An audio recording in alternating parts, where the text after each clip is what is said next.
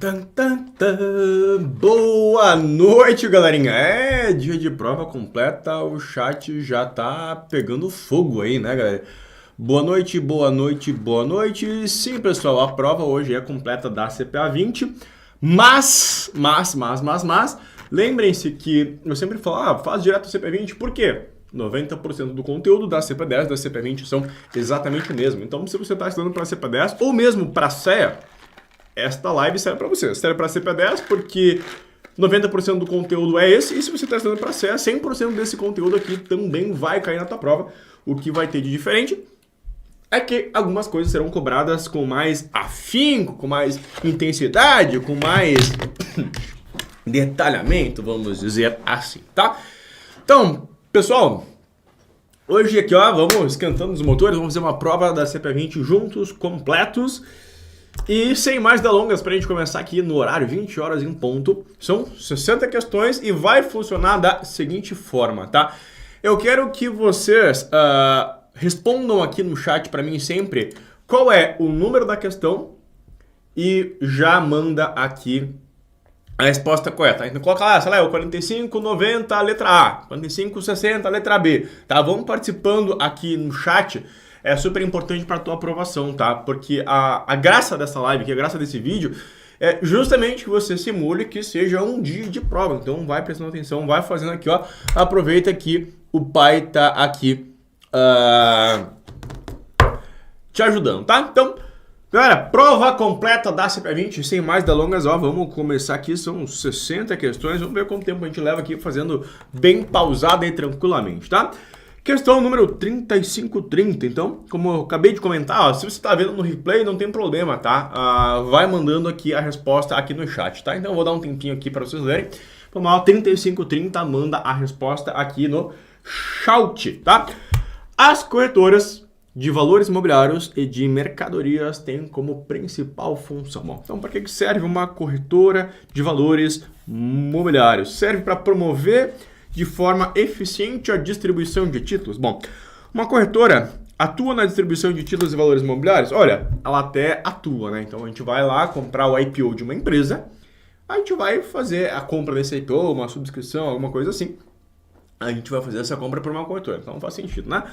Letra B, promover de forma eficiente e adequada, através da apregoação de leilão realizado em recinto próprio, o pregão em bolsa. Quem que faz isso aqui é a Bolsa, né? Ou mais conhecida como B3 no Brasil, que é a única bolsa de valores, tá? Então, uma corretora de valores imobiliários não realiza pregamento. Quem faz isso é a Bolsa, a B3. Então, essa aqui a gente já pode, ó, meter um xizão, né? Letra C. Promover de forma eficiente a aproximação de empresas emissoras de títulos, valores imobiliários e mercadorias, né? Vai promover a aproximação dessas empresas com quem? Com o investidor. Bom, quem promove isso aqui, na verdade, é um amplo sistema, né? Porque a gente vai ter, de certa forma, a empresa aqui no meio. Nós vamos ter, de um lado, o banco de investimento, que vai ajudar em toda a oferta, tudo o underwriting disso aqui.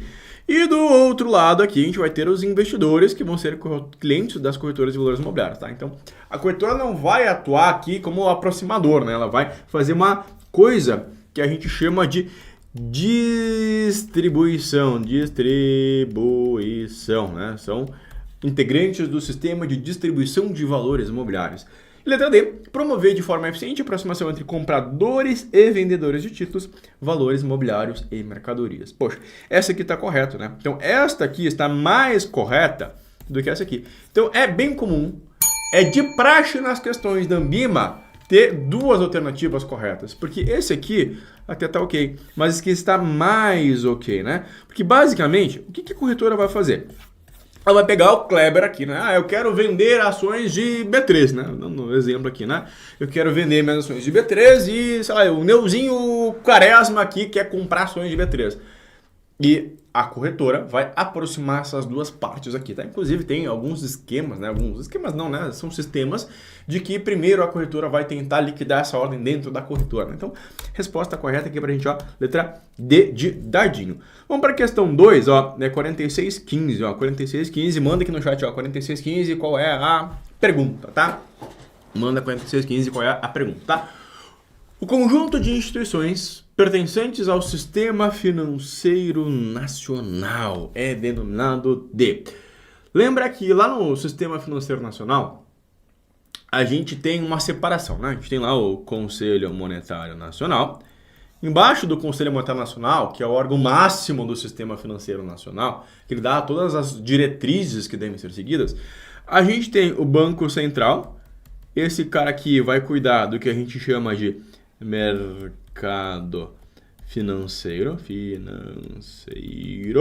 E nós temos do outro lado a Comissão de Valores Imobiliários, que essa aqui vai cuidar do mercado de capitais, né? A CVM vai cuidar aqui do nosso querido e amado mercado de capitais. Bom, vamos analisar as alternativas. O mercado de crédito não tem nada a ver e o mercado monetário também não tem nada a ver, né? Poxa, mercado financeiro, instituições pertencentes ao Sistema Financeiro Nacional. Bom, o Sistema Financeiro Nacional é tudo isso, né? Agora, lembra que eu dou como exemplo, inclusive, né, lá na aula dentro do curso, quando a gente fala aqui das corretoras de títulos de valores imobiliários, lembra que eu falo para você sempre que, antes de mais nada, esses caras aqui são instituições financeiras? Então, se eu for lá comprar um CDB através de uma corretora de valores imobiliários, eu não entro no mercado de capitais, eu estou entrando somente no mercado financeiro. Então, de certa forma, o mercado financeiro abrange todo o sistema financeiro nacional, enquanto o mercado de capitais aqui, ó, mercado de capitais, a gente vai atuar somente nos valores imobiliários.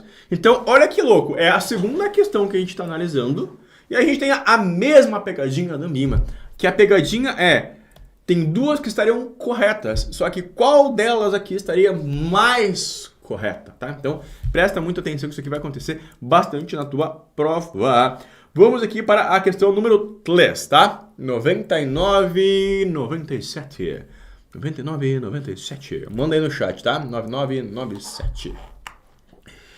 Assinale a alternativa correta a respeito da emissão e distribuição de valores imobiliários, tá? Então, de novo, ó, presta atenção que distribuição, Herbert Richards, né? As corretoras distribuidoras fazem distribuição. Letra A. O funcionamento de um mercado de balcão organizado independe de autorização da Comissão de Valores Imobiliários. Errado. Né? Ó, a gente tem lá o Conselho Monetário Nacional, o Banco Central e a CVM. Tudo que tem a ver com valores mobiliários, tudo é fiscalizado,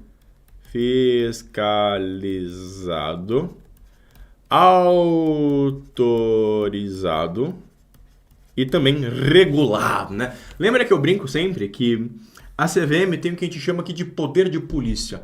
Ela pode fiscalizar, investigar e punir, né? Então, depende sim, como é que eu posso abrir uma bolsa de valores, né? Mercado de balcão organizado. O que é mercado de balcão organizado? É uma bolsa.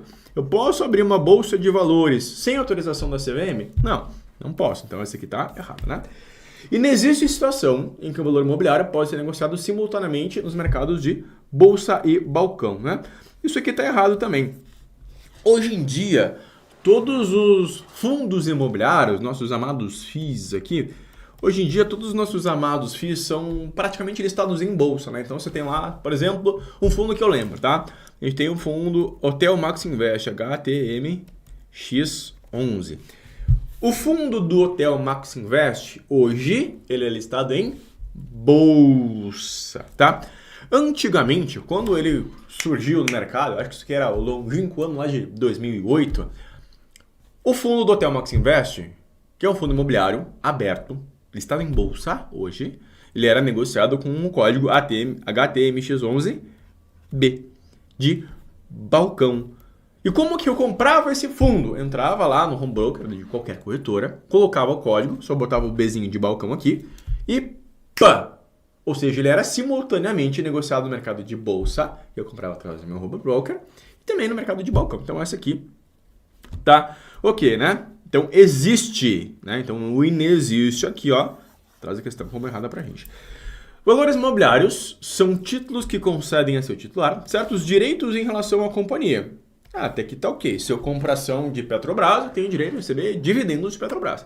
São exemplos de valores imobiliários, as ações, as debêntures, os bons de subscrição, certificados de valores imobiliários. Aqui, ó, tá ok pra gente.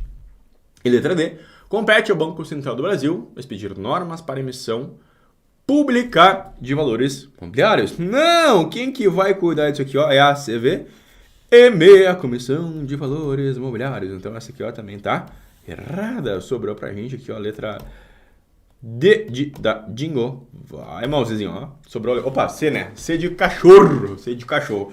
Eu fiz a questão certa, até coloquei errado, né? Exatamente isso, Edmar. A CVM é que nem o STF, tá?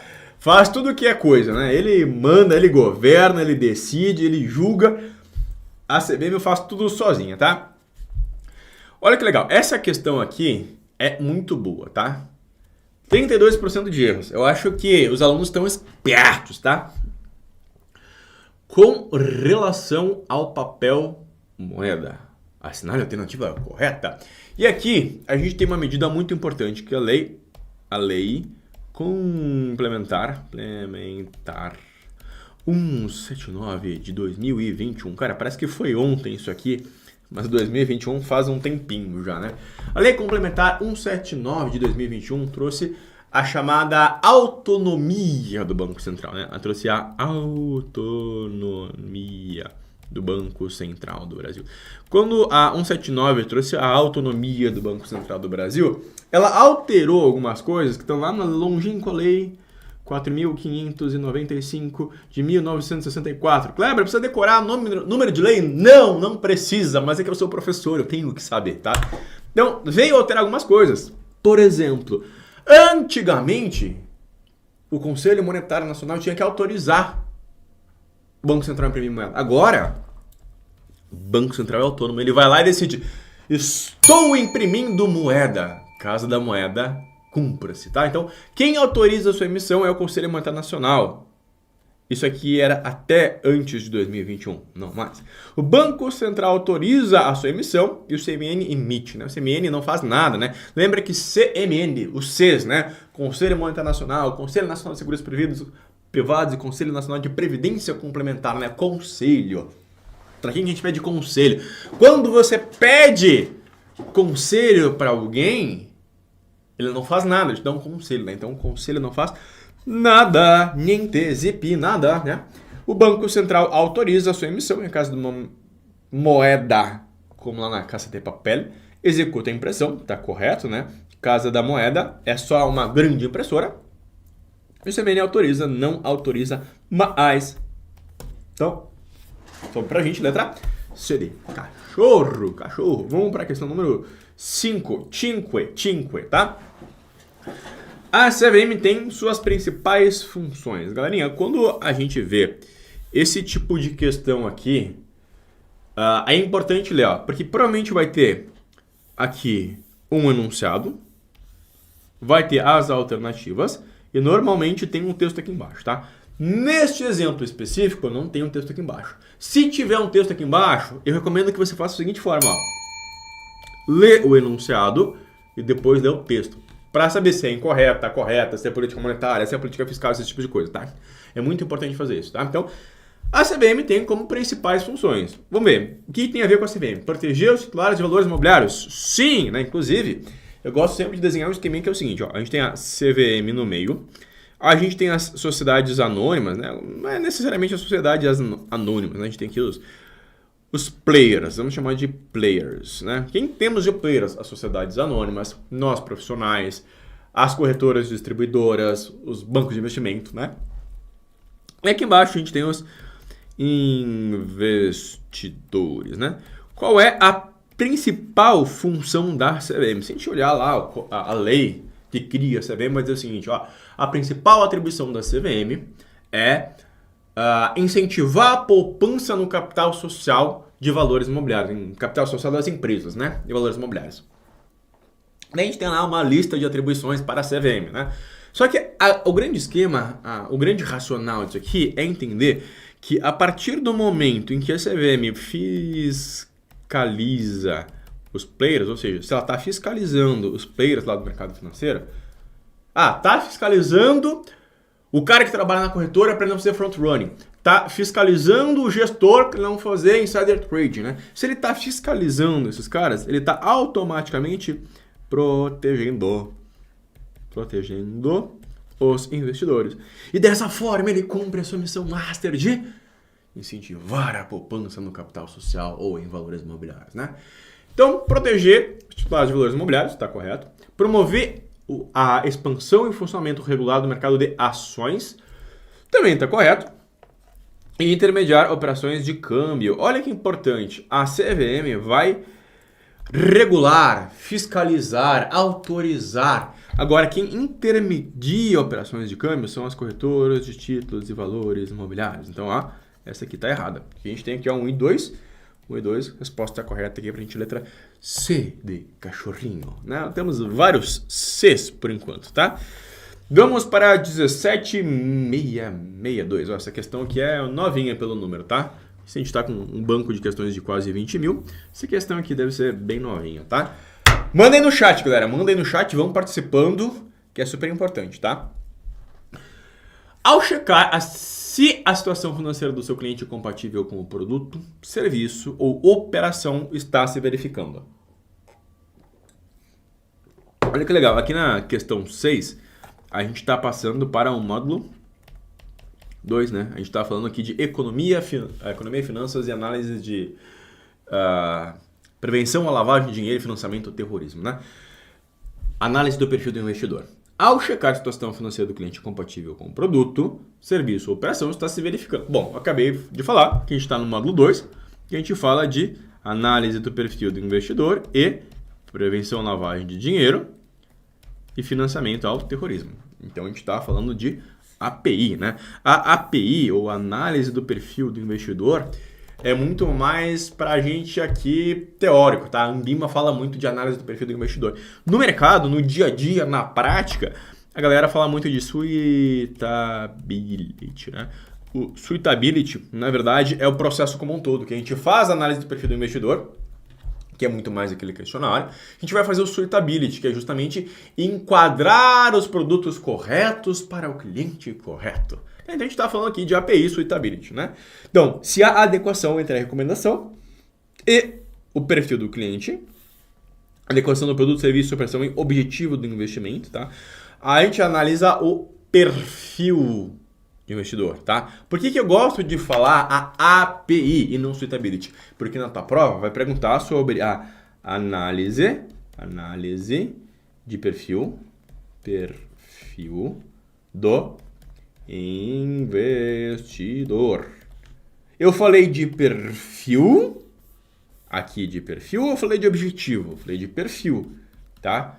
A gente não vai falar de objetivo aqui.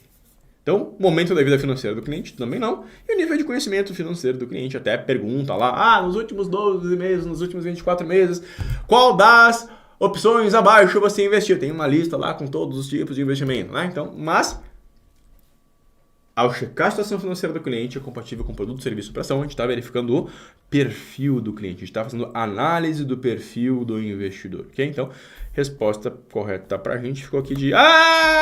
acertei! Vamos para a questão número 7, patinete, né? Ô, piada de velho, né? 7 patinete é muito piada de velho. Dá para ver que eu tenho uns cabelos brancos aqui, né? Então eu estou excused. Né? Galerinha, vamos lá. Questão número 7, ó, presta atenção. Estão respondendo um pouco no chat, tá? Eu ouvi falar que se você não comentar aqui no chat, se você não engajar aqui, se não responder a questão, ficar só comigo aqui falando de fundo e vendo, sei lá, o Jornal Nacional, Instagram, TikTok, aí você vai ficar com 69% da prova. Então, dá o like aqui, interage com a live, que é a aprovação não acerta, tá? É uma tarefa do banco de investimento, né? Lembra que a gente tem dois tipos de cara que são bancos importantes, que vão criar os bancos múltiplos, né? Os bancos múltiplos são formados por pelo menos duas carteiras, sendo elas uma, pelo menos, de comercial, né? O banco comercial é muito importante, porque tem a conta corrente, ele capta o depósito à vista, né? E ele vai ser especializado em empréstimos de curto / médio prazos. Já o outro player importante que a gente tem é o chamado banco de investimento. Ele é muito importante porque ele facilita, né? Ele ajuda as empresas a fazerem o underwriting. Olha que chique que eu tô hoje, underwriting, que é o processo, né, de subscrição, né? É basicamente o processo de a gente fazer um IPO, né? Eu quero captar 10 milhões de reais para mim abrir uma faculdade. Você através do mercado, processo de underwriting, de subscrição com o banco de investimento, né? Ele vai também conceder curto a médio barra longo prazo, tá? Lembrando que a letra não é importante, o importante é você entender a parada, tá? Então, é uma tarefa do banco de investimento, conceder crédito a curto e médio prazo. Esse aqui é banco comercial, então podemos X para fora, né? Operar com múltiplas carteiras, otimizando assim a sua operação. Olha que louco, esse aqui é o banco múltiplo, né? Que é justamente essa estrutura que a gente tem aqui no Brasil de poder melhorar a operação, né? A gente vai ter um banco de comercial, investimento, crédito, financiamento, poupança, a gente junta tudo num CNPJ e chama de banco múltiplo, porque a gente tem uma ouvidoria, um saque, um tudo, né? Então a gente repassa esse desconto de preço ao consumidor, né? Administrar planos de previdência, quem faz isso aqui é uma asset, né? Uma asset management, né? Que é uma gestora de recursos, uma gestora. Inclusive aqui no Grupo Primo, a gente tem uma gestora, né, que se chama Grão, que a gente administra um fundo de previdência privada, que é o fundo da Arca. Temos o fundo de renda fixa também, né? E canalizar recursos de médio e longo prazo para as empresas. Olha que supimpa! É exatamente isso aqui que eu expliquei logo aqui abaixo. Então a gente tem aqui como resposta correta a letra D de dadinho. D de dadinho e vamos para a questão número 8. Inclusive, preciso dar os parabéns aos hermanos que elegeram um baita governador. 8. Vamos ver se eles conseguem sair da crise, gente. Vamos ver, ó. Não vou fazer muita piada com a Argentina hoje. Vamos confiar na eleição, né? Vamos mudar o governo. Vamos ver o que acontece. Vai que eles não calote de novo, né? Vamos lá. A B3 tem como objetivo. Para que serve a B3? Quem é a B3? Na nossa Bolsa de Valores. A Bolsa de Valores que no Brasil faz tudo. A gente tem desde a liquidação de renda fixa, renda variável, derivativos, mercado de balcão. Tudo passa pela B3, né? Antigamente a gente tinha a BMF, a Bovespa e a CETIP. Agora virou B3, Brasil, Bolsa e Balcão, que concentra tudo em um único lugar, em uma única empresa, tá? O que a B3 vai fazer? A liquidação e o registro de títulos do mercado internacional? Não, pai do céu, a gente é brasileiro e ela faz a liquidação do mercado nacional, né? O registro, a compensação e liquidação financeira do contrato de opções. Beleza, né? Eu vou lá comprar uma opção de compra, uma opção de venda. Eu faço tudo isso através de uma corretora de valores imobiliários dentro da B3. O lançamento das ações registradas na CVM. Eita! Lançamento de ações registradas na CVM. Isso aqui tá até estranho, né? Vamos tirar fora, né? E liquidação, compensação financeira dos cheques e DOCs. Quem faz isso aqui é um carinha chamado de Comp, né? A Câmara de Compensação, não é a B3, né? Vamos para a questão 9. Cabe privativamente ao Banco Central do Brasil. Questão 3156, ó, 3156. Ó, tem uns 10 dos 300 pessoas ao vivo que vão passar na prova, né? O resto vai ficar aí com 69% na prova. Cheguei a me babar aqui, galera. Ó, cabe privativamente ao Banco Central do Brasil fixar as diretrizes de política cambial. Lembra do meu esqueminha, ó? Eu repito sempre porque ele é importante, ó. CMN, Banco Central do Brasil e CVM, né? O conselho, ele vai dar conselhos. Lembra que esses caras aqui do conselho são 3 pessoas, né? Ministro da Fazenda, presidente do Banco Central, ministro do Planejamento. Ou seja, são pessoas que não fazem nada. Inclusive o CMN não tem nem sede. O CMN se reúne dentro do Banco Central do Brasil. O Banco Central do Brasil que faz a ata, porque o CMN vai lá aconselhar. Agora, quem faz as paradas, né? O Banco Central é o cara que vai lá e faz, né? ele vai lá e faz. Então, fixar as diretrizes, né? O que é fixar as diretrizes? É do tipo, assim, ó. Quando eu comecei esta aula, eu fixei as diretrizes da nossa live, que vocês deveriam botar o número da questão e a alternativa correta no chat, porque vai auxiliar ao aprendizado de vocês. Então, eu fixei as diretrizes. Eu posso ir lá e fazer por vocês? Não. Então, quem faz isso aqui é o Conselho Monetário Nacional. Agora, realizar operações, ó, fazer, realizar, né? Regular a emissão de títulos e valores imobiliários, quem faz isso aqui é a CVM, que estão perguntando do Banco Central. Emitir títulos públicos, quem faz isso aqui é o Tesouro Nacional. Tesouro Nacional, que não é aqui o Banco Central também. Então, temos aqui a resposta, letra B de bolinha. B de bolinha. Vamos para a questão número 10. As políticas e procedimentos à prevenção à lavagem de dinheiro e financiamento ao tráfico visam os seguintes pontos. Olha que interessante, isso aqui é uma questão nova também, tá? Então, o PLD-FT é financiamento ao terrorismo, tá? Mas essa questão aqui foi retirada de prova. Então, olha que louco. Tá vindo aqui só para confundir. Como diria o Charlie Bravo Jr., eu não vim para me explicar, eu vim para confundir, né? Então, as políticas de PLD-FT visam os seguintes pontos. Monitorar e detectar possíveis atipicidades entre as movimentações e comportamentos dos seus clientes, funcionários e prestadores de serviço. Aí, a gente tem aqui no módulo de PLD-FT uns carinhas chamados de QYC, Know Your Customer, QYE, Know Your Employee, e QYP, Know Your Partner. Ou seja, conheça os seus clientes, employee, seus funcionários, e partners, os seus parceiros. Então, ó, que lindo! A letra A está corretíssima, é exatamente o que a gente vê aqui nas aulas, né? Não conhecer os funcionários e prestadores de serviço que sejam relevantes para a empresa. Não, o cara é caixa aqui do banco, ele pode fazer quanta lavagem de dinheiro ele quiser, né? O que importa é só o cliente. É claro que não, né? Então a gente pode... Letra C, realizar a atualização obrigatoriamente dos seus clientes dentro do prazo máximo de 12 meses. Na verdade, este prazo aqui é dentro de 24 meses, que é o prazo da análise de perfil do investidor, né? Então é o mesmo prazo aqui de 24 meses.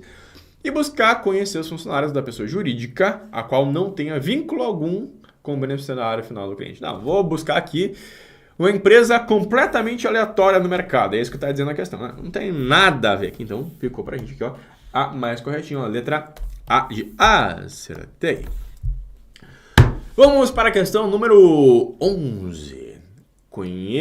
Com relação à política de segurança da informação. Isso aqui é a questão novinha também, 17.286. Com relação à política de segurança da informação, deve haver uma manutenção permanente nos arquivos físicos que as informações ali contidas sejam preservadas, devido ao fato de elas serem mais confiáveis do que as eletrônicas. Cara, quando você lê aqui que as informações físicas são mais confiáveis do que as eletrônicas, você já sabe que isso aqui é balela, né? Balela. Letra B. Os diretores não estatutários podem ter acesso aos sistemas do banco. Sim, eu, Kleber, não trabalho no banco, vou chegar lá, vou criar um login e senha, vou acessar as informações do cliente, né? Claro que não, né? Inclusive, dentro da instituição financeira é ultra regular, né? Você tem acesso única e exclusivamente às coisas que você pode ter acesso e nenhuma coisinha a mais. Prevê a existência de canais de comunicação que assegurem os funcionários, segundo o correspondente nível de atuação, acesso a confiáveis, tempestivas e compreensíveis informações consideradas relevantes às suas tarefas e responsabilidades. Aqui tá o que, né? Eu acabei de falar, né? Exatamente de que o cara tem acesso exatamente àquilo que ele precisa. E letra D, é necessária a avaliação semestral dos diversos riscos associados à instituição. Na verdade, essa avaliação aqui é anual. Então ficou aqui pra gente, ó, 117.286, a resposta é a letra C. Vamos para a questão número 12, né?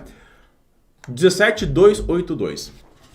A responsabilidade sobre a implantação dos controles internos de uma instituição financeira, e esses controles são, né? De quem que é a responsabilidade da implantação dos controles de uma instituição financeira? Do CMN? Cara, isso aqui tá absurdo, né? Do Conselho Administrativo da Empresa, do Banco Central do Brasil. Poxa, Banco Central do Brasil também aqui, tá? Absurdo, né?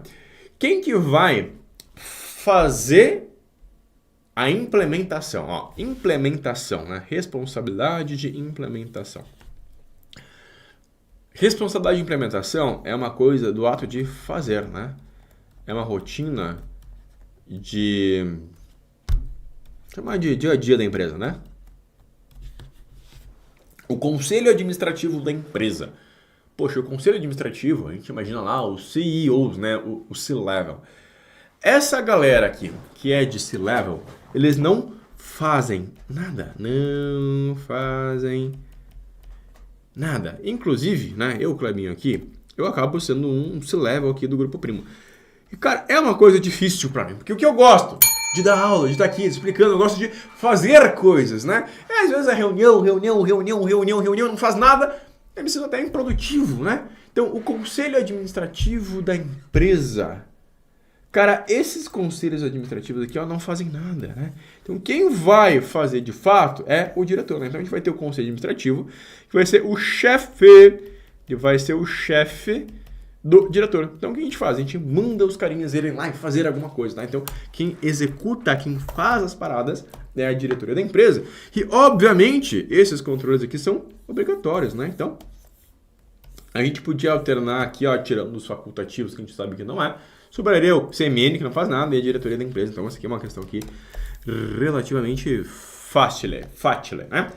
3193, ó, manda aí, 3193. Os procedimentos abaixo estabelecem diretrizes para a prevenção e combate ao crime de lavagem de dinheiro, exceto. Ou seja, a gente tem que buscar o que está errado. 3193, manda aí, tá? O que está errado aqui? Buscar informações, né? Buscar confirmação de endereço de clientes novos, preferencialmente por visita ou obtenção de documentos emitidos por concessionários de serviços públicos, né? Isso aqui é 100% verdade. Inclusive, esses dias eu estava até vendo no Reclame Aqui, tinha um MEI reclamando de um desses grandes bancos aqui, que o gerente do banco queria visitar ele para abrir a conta, e ele não queria que o cara fosse na casa dele, né? Uma parada assim. Só que é obrigado o gerente de PJ a ir lá e confirmar se a empresa existe, tá? Então esse aqui está correto, né? Vamos botar um Czinho, né? Letra B. Conferir documentos originais para tentar indícios de falsificação. Cara, do tal sentido. A gente vai ver se o documento confere, né? O legítimo cara crachá. Dispensar referências bancárias e comerciais de clientes novos. Não, eu nunca te vi. O cara apareceu aqui querendo abrir uma conta e depositar 100 mil reais em espécie. Esse aqui tá absurdo, né? Como a gente tá buscando o errado, essa aqui é a nossa alternativa correta, né? Verificar se os recursos depositados são compatíveis com a fonte de renda informada pelo cliente, né? Também tá corretíssimo, é isso que eu acabei de falar, né? Não vai chegar um cara lá com 100 mil, sei lá de onde veio o cidadão, e não vou tentar descobrir de onde que veio essa grana para ver se é um indício de lavagem de dinheiro, né? 3839, ó. Vou mandando no chat, 3839. Determinado investidor coloca uma ordem de compra de uma ação de uma empresa no home broker. O investidor comprou uma ação, né? Porém, ele se recorda que pouco tempo atrás, leu uma notícia no jornal com suspeitas de fraudes na contabilidade da empresa, Lojas Americanas. E desta forma, cancela a ordem de compra. Fato real, Lojas Americanas teve fraude na contabilidade. Pode ser um caso real, né? É possível afirmar mais claramente, está sendo observada a heurística de julgamento conhecido por disponibilidade. Por que disponibilidade, né? Porque ele viu há pouco tempo atrás, ou seja, ele acabou de ver. Então, se faz pouco tempo, isso aqui ainda está disponível na memória dele. Representatividade é uma coisa muito mais de, poxa, marcou o cidadão, né? Por exemplo, o cara parou de fumar porque um parente dele morreu de câncer. Ele vai pegar uma carteira de cigarro e tem lá um cara com câncer de pulmão. Então isso aqui é muito representativo para ele, porque tem uma história pessoal que ele liga ali com ele, né? A versão à perda é muito mais do medo de, eu estou investindo em lojas americanas, já sou investidor, eu tenho medo de vender porque não quero perder dinheiro, tá? E a armadilha da confirmação é muito mais no sentido de que eu quero comprar lojas americanas, eu vou buscar várias notícias que vão me dar indícios de que sim, a lojas americanas vai se recuperar, tá? Então é esse o sentido. É claro que analisando friamente, né, falando um pouco do mercado aqui, é só você ir numa loja americana e você vai ver que está completamente abandonado, né? Nem Kit Kat tem mais praticamente lá, tá? Vamos lá, questão 3783. 3783, ó, repare que a gente fala de DI aqui. Então a gente já entrou aqui na prova no módulo TLES, Noções de Economia e Finanças, né? O DI é uma taxa média das negociações realizadas no mercado D. Gente, eu não consigo entender como é que 46% das pessoas erram essa questão. Cara, o que é DI? É só ler. É um depósito interfinanceiro. Cara, a sigla DI é Depósito Interfinanceiro. Não tem nem o que explicar. Isso aqui não tem nada a ver com debênture, não tem nada a ver com o título público federal, não tem nada a ver com a letra hipotecária. É só ler. Tá escrito, tá em português, tá? Tá em português. Vamos para 16. 16 é a questão número 4655. A diferença entre o regime de capitalização simples e o regime de capitalização composta é que o primeiro é que... Então, o regime de capitalização simples é chamado de juros simples. E aqui a gente tem juros compostos. Então, no primeiro, tá? Então a gente está perguntando, no primeiro a gente está perguntando sobre os juros simples. Nos juros simples, a gente tem o juros somente sobre o montante inicial, tá? Então, os juros não são incorporados ao capital. É verdade, né? Porque a gente vai ter lá os juros. Tem R$1.000, 10%, 100, né? Então, são utilizados taxas reais de juros, não tem nada a ver, né? Taxa real e taxa nominal é outro assunto. Não são utilizadas taxas reais de juros, né? Não tem nada a ver. E os juros são incorporados ao capital. Esse aqui é os juros compostos. Também não tem nada a ver com o pastel. Então, a resposta aqui pra gente, ó, letra A, tá? Então, essa aqui, por mais que seja uma questão fácil, é uma questão puramente interpretativa, tá? Vamos para a questão número 17. Em um país em recessão, né? Um país em crise, né? O que a gente vai ver? Decréscimo das transações correntes. Não necessariamente, tá? Porque as transações correntes pode ser pessoas mandando dinheiro para os Estados Unidos, por exemplo, né? Por exemplo, a Argentina está em uma grave crise. Inclusive, essas eleições aqui eram o ministro da Economia da Argentina, que colocou a Argentina nessa situação terrível de hiperinflação, e um cara que é meio que completamente maluco, libertário, ultra maluco. Então, era uma situação muito estranha, né? Uma situação típica de América Latina. Dois absurdos, né? O que as pessoas na Argentina fazem para se proteger?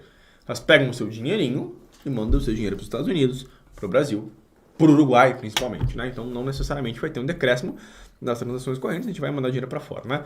Aumento no PIB? Não, a gente vai ter um decréscimo no PIB, a gente vai ter uma redução do PIB que está em crise, né? E uma maior arrecadação tributária? Não, né? Quando o país está em amplo crescimento, a gente vai ter uma maior arrecadação tributária, tá? Então, questão 4234, resposta letra D de dadinho. Vamos para a questão 18. O valor presente de um fluxo de pagamentos. O que é um fluxo de pagamento? Basicamente, a gente tem, sei lá, R$1.000 hoje, e a gente vai ter 1.100 lá na frente, né? Então, o fluxo de pagamentos, esse aqui é o fluxo de caixa, né? Então, a gente tem aqui uma entrada e aqui a gente tem a saída aqui. A gente tem uma saída do fluxo de caixa, aqui em cima nós temos as entradas, né? Então, o valor presente de um fluxo de pagamentos é, basicamente, o que é o valor presente? O valor presente é a gente pegar esse valor no futuro aqui, trazer ele para cá, descontando os juros, né? Então, é inversamente proporcional à taxa de desconto, beleza, né? Então, o que quer dizer essa afirmativa, né? Repare que tem 65% de erros, é uma questão que a galera tem bastante dificuldade, né? Então, o que quer dizer, ó? Que é inversamente proporcional. Quer dizer que quanto maior a taxa de desconto, consequentemente, menor será o valor agora. Vamos trazer isso aqui para matemática, né? Imagina que você tem R$1.000, tá? E você vai trazer isso aqui ao valor presente, vai descontar em um período, é uma taxa de 10%. Poxa, quanto que vai sobrar? Vai sobrar 900. Então, é inversamente proporcional à taxa de desconto. Se eu aumentar essa taxa aqui para 50%, deve me sobrar 500. Então, quanto maior a taxa de desconto, menor o meu valor presente. Então, essa aqui está correta, né? Então, inversamente proporcional ao valor presente, não. Proporcional ao prazo, não necessariamente, tá? Proporcional à taxa de desconto também não, tá? Por que não é proporcional ao prazo, né? Porque depende da taxa. O que importa é a taxa, né? Então, uma taxa muito grande no período curto pode fazer mais efeito do que uma taxa pequenininha no longo prazo. Ou uma taxa pequenininha no longuíssimo prazo pode fazer mais efeito do que uma taxa muito grande no curto prazo, tá? Então, não é proporcional ao prazo. Depende se é juros simples, se é juros compostos, tem outras variáveis aqui, tá? Questão número 19. O mercado secundário. O que a gente tem? O mercado primário é aonde a gente faz o chamado IPO, o Initial Public Offering, né? Imagina que aqui na Top Invest eu quero abrir uma faculdade, tá? Vamos levar esse papo mais a sério. Eu vou precisar, sei lá, de 20 milhões de reais. O que eu vou fazer? Eu vou procurar o mercado primário. Eu vou procurar um banco de investimento, eu vou vender ações da Top Invest, dizendo que, olha, eu preciso captar 20 milhões de reais para vir para o caixa da empresa para que eu possa abrir uma faculdade, né? Então, o mercado primário, esse dinheiro vai para a empresa. No mercado secundário, o dinheiro vai para o investidor, né? Não vou entrar em detalhes aqui, mas num IPO pode ter tanto o mercado primário como o mercado secundário. Imagina, por exemplo, né, entrando nesse lance da faculdade aqui, que eu preciso de 20 milhões para o Kleber comprar uma faculdade, tá? Preciso de 20 milhões. Só que eu vou fazer um IPO de 30 milhões. Aí, 20 milhões vão para o caixa da empresa, Então, essa parte aqui será o chamado mercado primário. E outros 10 milhões de reais aqui, 10 milhões. Esses 10 milhões aqui vão para o bolso do Kleber. Eu vou ficar rico! Esses 10 milhões vão para o bolso do Kleber. A gente vai chamar esse cara aqui de secundário. Então, no IPO, a gente pode ter tanto um mercado primário como um mercado secundário. Tá? Então, o mercado secundário é quando ocorre liquidez dos valores imobiliários negociados. É exatamente, né? Ó, quando vai um investidor para um outro investidor. Então, o mercado primário vai para a empresa, o mercado secundário. O que aconteceu? Aqueles 10 milhões de reais que foram para o Kleber deu liquidez para os valores imobiliários. Eu tinha ações do Top Invest que eu vendi para o mercado, né? Então, quando eu tenho ações de Petrobras e eu quero negociar elas, quando eu tenho ações de Cogna, quando eu tenho ações de Vale e quero negociar elas, eu vou lá no mercado secundário, outro investidor vai comprar e vai me dar liquidez, né? Quando o investidor capta recursos para os seus projetos, é que a gente chama aqui de mercado primário, que eu acabei de explicar, né? Que para mim abrir a minha faculdade é o mercado primário, onde são negociadas ações de segunda linha. Não existe esse negócio aqui, ele vai continuar sendo negociado no mercado primário ou mercado secundário. E quando ocorre a subscrição de ações da companhia, é o mercado primário ou secundário, né? Depende dos detalhes, né? Posso subscrever ações para ir o dinheirinho para o meu bolso, como eu dei o exemplo aqui, tá? Então, sobrou pra gente, ó. Mercado secundário é quando ocorre a liquidez de valores mobiliários, tá? Vamos para a questão número 20.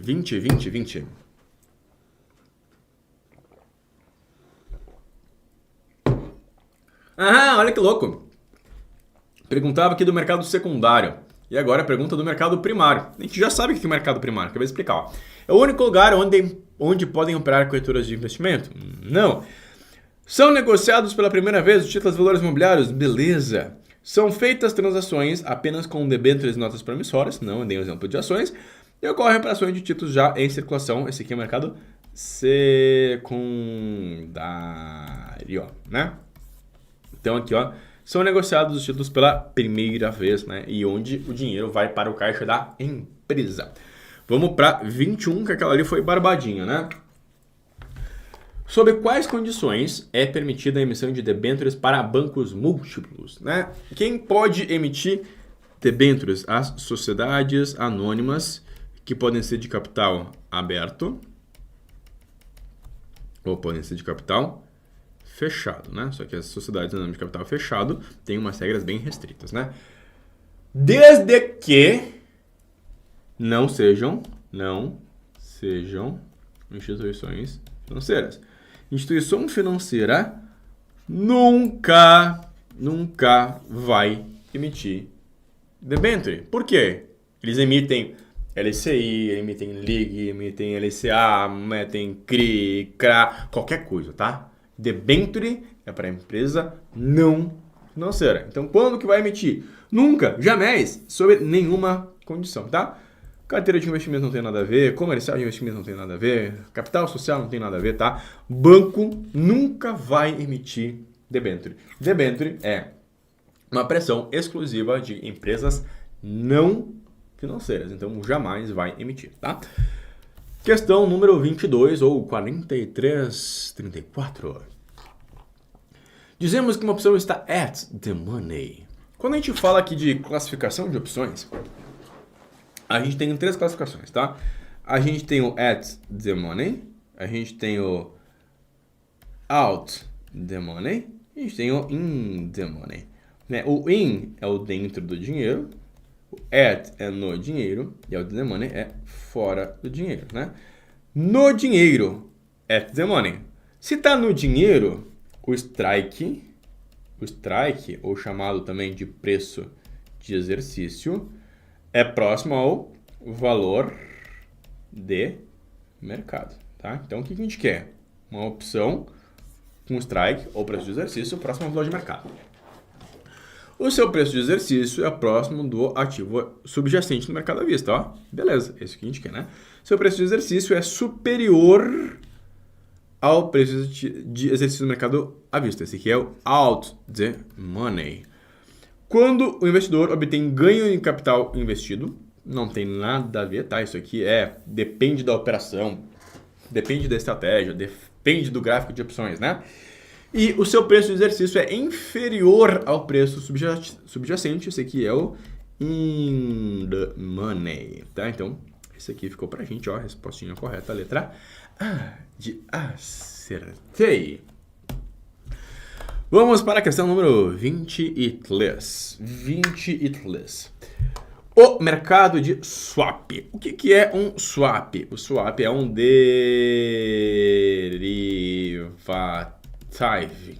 derivativo.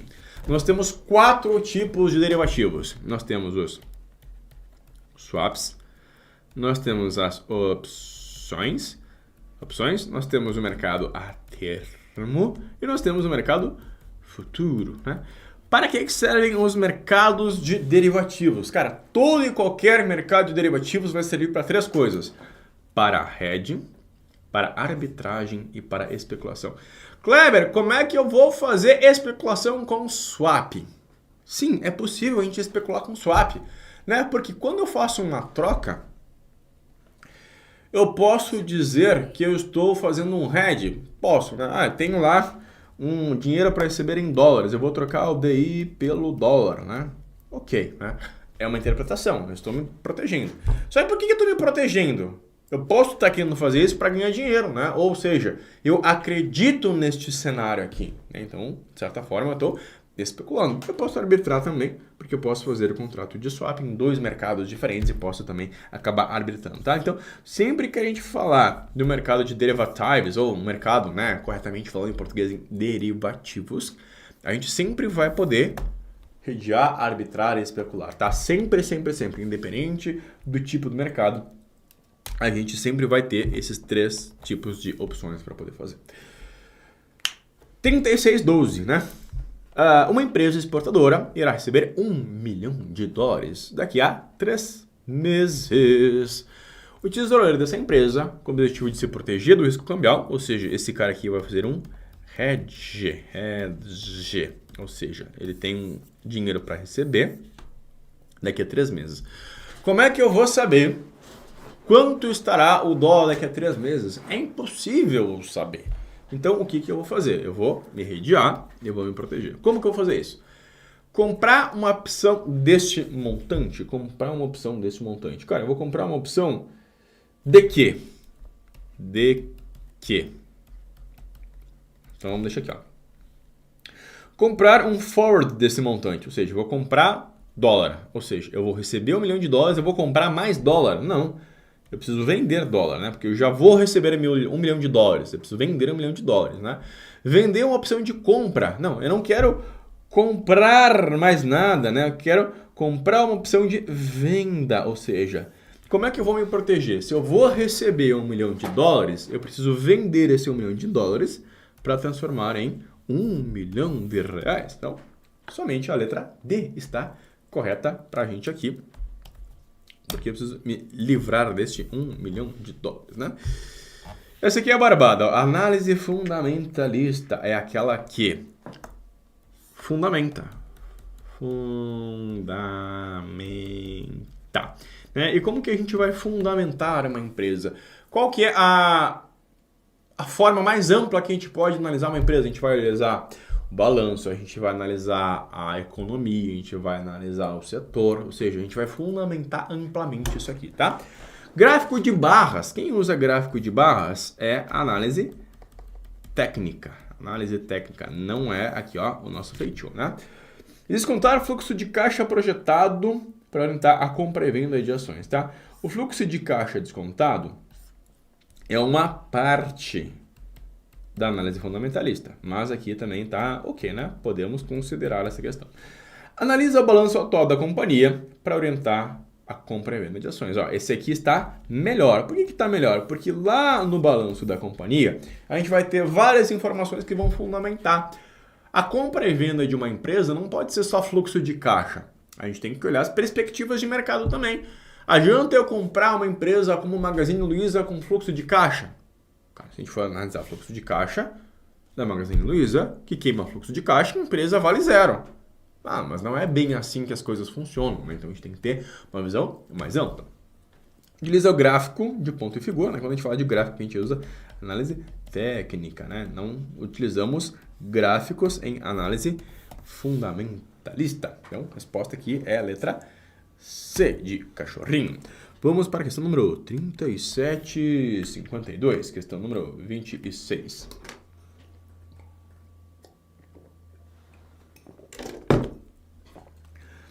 Um determinado cliente, pessoa física, deseja investir em uma operação livre de incidência de imposto de renda.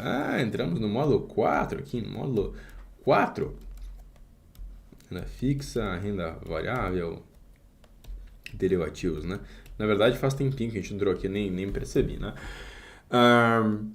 Deseja investir em incidência livre de imposto de renda. O gerente deverá, né? O que a gente quer? Produto isento de imposto de renda, né? Certificável de recebível imobiliário, ok, né? Quando a gente fala imobiliário, não, então, um CRI, um CRA, uma LCI, uma LCA ou uma LIG são ligados ao imobiliário e agronegócio, que são isentos, né? Ações não são isentas de imposto de renda. Fundos de investimento, alguma exceção ou outra, não se aplica, né? E os títulos públicos federais, a gente tem que pagar imposto de renda, né? Então, qual dessas opções aqui são isentas de imposto de renda? É o CRI, Certificado de Recebível Imobiliário. Questão número 27, patinete. 98, 91. Então, quase chegando na metade da prova. As operações com ações realizadas no mercado a termo da B3. Opa, vamos falar de derivativos de novo. Derivativos de novo, né? Podem ter vencimentos. O vencimento do mercado a termo. Esse aqui é barbado, ó. O mercado a termo pode valer entre 16 a 999 dias. Esse aqui é fácil de memorizar, porque são os números meio aleatórios, né? 16 a 999. Cara, por que não são 1000 dias? Não são 1000 dias, são 999 dias corridos, né? Então, o prazo mínimo é de 16 dias, o prazo máximo é de 999 dias corridos, tá? Então, esse aqui é muito decoreba, mas é engraçadinho, porque 16 a 999 é um número bem aleatório, tá? E essa aqui, sim, ó, questão com 74% de erros, né? O gráfico abaixo representa, tá? Bom, lembra que quem é aluno vai saber, né? Eu falo que o mais importante é você aprender as opções de compra. Entender? As opções de compra, né? As opções chamadas de opções de call, né? Porque as opções de call, você entendendo bem, as opções put, que são as opções de venda, é exatamente igual ao contrário. Então, se você aprender bem tudo que é da call, é muito mais fácil você entender o que é uma put. Então, se a gente analisar esse gráfico aqui, o que ele é? Bom, esse cara aqui é o titular de uma put, ou seja, ele é um titular de uma opção de venda. Como que eu sei disso, tá? Quando a gente pensa num gráfico aqui, a gente pensa num titular de uma call, tá? Vou desenhar aqui, ó, o titular de call. É o comprador de uma opção de compra, né? Então, ó, comprador, opção de compra. Titular de uma opção de compra, né? Poxa, eu comprei um negócio, então eu saio no prejuízo, né? Conforme o preço desse negócio for crescendo, eu vou entrando no lucro, né? Se eu paguei R$1 para comprar, sei lá, o Petri 4 a R$25, tá? E hoje a Petri está a R$23, né? Então, poxa, aqui está 23. Eu paguei R$1, tá valendo 23. Eu tô perdendo R$1, mas não vou querer exercer esse negócio. O preço vai subindo, subindo, subindo aqui, ó. Tende ao infinito. Sei lá, aqui tá R$30. Poxa, aqui eu tô perdendo R$1, tô ganhando aqui, ó, 24, tô ganhando R$6 aqui, ó. Conforme o preço vai subindo, eu vou ganhando dinheiro, tá? Então, titular de uma call, eu comprei uma opção de compra. Repare que esse gráfico aqui, ó, da tela é o contrário. Então, eu sou o titular de uma opção de venda. Porque aqui, conforme o preço sobe, nesse meu exemplo, conforme o preço sobe, eu vou para o lucro. Aqui, conforme o preço cai, eu vou para o lucro. Então, é exatamente o contrário. Então, neste cenário aqui, eu sou titular de uma opção de venda, tá? Vamos para a próxima questão. 42,39. Mais uma questão do mercado de opções.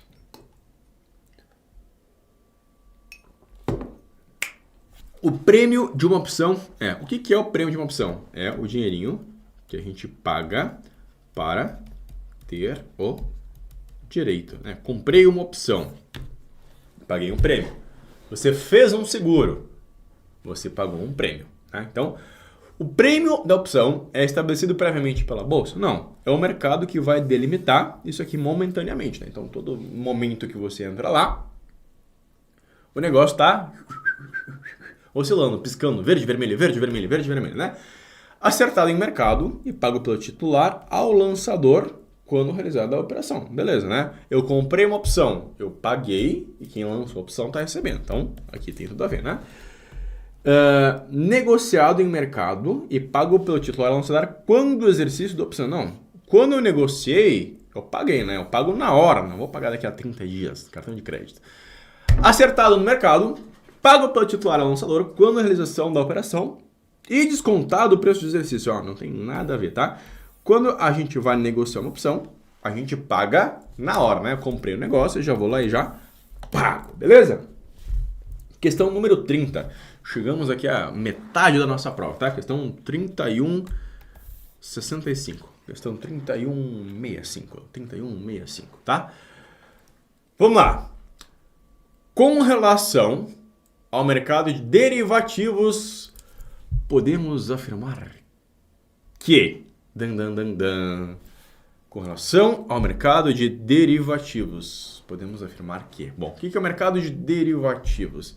O mercado de derivativos é aquele carinha que a gente vai lá e ó...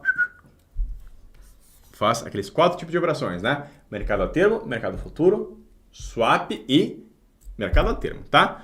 O que a gente pode fazer no mercado de derivativos? Bom, vamos lá. Swap não. A gente pode fazer hedge, especulação e arbitragem, né? Quem faz operações nesse mercado está necessariamente assumindo riscos inerentes à alavancagem que ele permite? Não necessariamente, né? Eu posso estar fazendo um hedge e não assumindo um risco, né? Eu posso estar aqui me protegendo, né? Quem faz operações nesse mercado pode estar assegurando um determinado nível de preços, ficando dessa forma protegido contra flutuações. Beleza, né? Eu posso estar aqui fazendo um hedge, eu posso estar aqui fazendo um seguro, ok? Pode ser, né? Quem faz operações nesse mercado sempre terá ajustes diários entrando ou saindo no caixa. Não, esse cara aqui acontece no mercado do futuro. Mas eu posso fazer mercado a termo, não tem ajuste. Eu posso fazer mercado de opções, não tem ajuste, né? Então, esse aqui tá fora, né?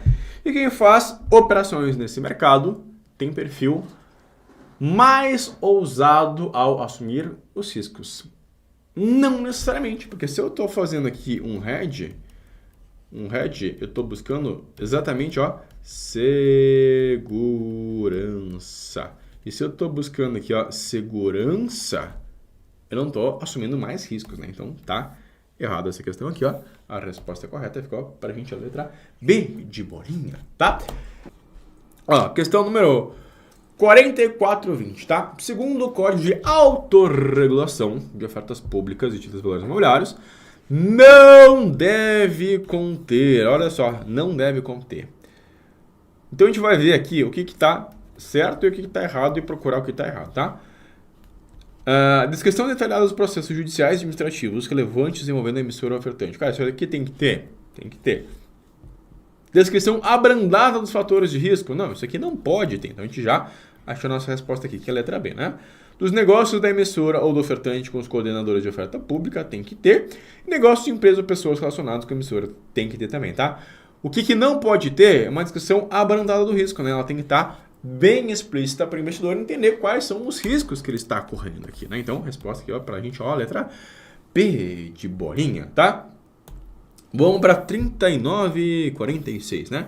Os títulos públicos federais representam remuneração pré-fixada? Sim, né? Só que o título público federal, ele pode ser de 3 formas, tá? Ele pode ser pré, que a gente tem lá a LTN, né? Lembra que o Tzinho vem antes, né? Tem a NTNF, são títulos prés. A gente tem o título pós, que é a LFT, vem depois, né? É o Tesouro Selic. E a gente tem os caras que a gente chama aqui de híbridos, que são a NTNB e a NTNB principal, ok? Então pode ser, mas pode ser melhor, né? Proporciona um lucro ao investidor quando o preço de resgate for superior ao preço de aquisição. Beleza, se eu comprei por 10, vendi por 20, eu estou ganhando dinheiro, né? Então a gente já pode riscar fora essa aqui, né? Tem rendimento real positivo quando sua remuneração nominal for inferior à taxa de inflação. Ao contrário, né? Quando a remuneração nominal for superior. Então, também podemos riscar fora, né? E podem ter seu rendimento indexado à inflação apenas. Não, né? Ele pode ter o rendimento indexado à inflação, que é esse cara aqui. Ele pode ser pré, ou ele pode ser também pós-fixado. Então, ó, resposta aqui pra gente, letra B de bolinha. Ó, galera, vocês não estão interagindo no chat. Vocês vão ficar com 69% na prova. Recomendo vocês interagirem no chat. Cara, quem já é aluno pode obter o desconto. Blacktop é novembro, vai o mês inteiro de novembro. Mas não adianta vir me chorar dia 1º de dezembro aqui, que não vai rolar, tá? Ó, 35,43. A operação em que a instituição financeira ou consórcio de instituições se comprometem a subscrever a emissão total de um determinado lote de ações a um preço previamente pactuado com a emissora, carregando-se por sua vez, por sua conta, em risco de colocá-la no mercado junto aos investidores, quando a gente fala aqui de uma operação de emissão de ações, uma operação de emissão de renda fixa que seja, a gente tem várias coisas, tá? Pode ter uma garantia que a gente chama de garantia firme. Pode ter o que a gente chama de garantia residual, ou o que a gente chama aqui de melhores esforços. Qual que é a diferença? Tá? Na garantia firme, a instituição financeira assume o risco, né? Então, ela vai ter a garantia de que totalmente os ativos serão subscritos ao preço combinado. A garantia residual o banco vai jogar para o mercado e o que sobrar ela pega. E os melhores esforços olha, eu vou fazer tudo que der, mas se der ruim o problema é seu, tá? Na emissão total, garantia firme, é o que a gente busca aqui, ó, garantia firme, melhores esforços não é, garantia residual não é, e book building não tem nada a ver com o nosso pastel aqui, tá? Então, vamos para a 3769. Galera, eu vou deixar vocês lendo aqui, ó, aproveita, eu vou... Sim, a maldição do like existe, tá, Tati, ó. Eu vou ali buscar uma aguinha rapidão, ó, 2 segundos mesmo, é só aqui atravessar a porta.